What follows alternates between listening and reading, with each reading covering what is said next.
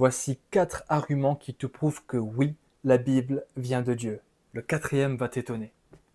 Premièrement, la Bible a vécu une transmission fiable. Les évangiles ont été écrits environ 30 ans après les faits. Est-ce trop tard? Pas du tout. À cette époque, l'enseignement de Jésus était mémorisé collectivement, transmis oralement dans un contexte de forte culture orale. Et surtout, Jésus avait promis, le Saint-Esprit vous rappellera tout ce que je vous ai dit, selon Jean chapitre 14. Deuxièmement, les auteurs étaient crédibles et honnêtes. Luc commence son évangile en affirmant avoir interrogé des témoins oculaires pour écrire les faits avec exactitude, selon Luc chapitre 1.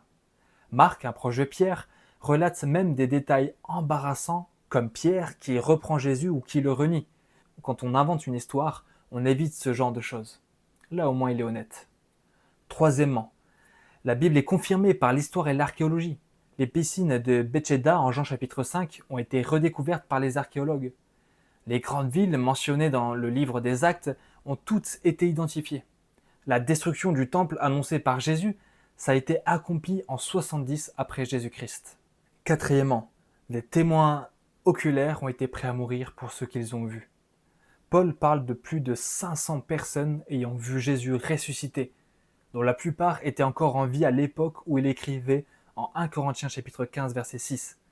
Et tous les apôtres, ils ont été persécutés, torturés, certains exécutés. Qui ferait ça pour un mensonge qu'il a inventé? Alors oui, c'est rationnel de croire que la Bible est fiable, mais elle n'est pas juste fiable, elle est vivante. Elle t'annonce une bonne nouvelle. Dieu n'a pas seulement parlé, il est venu.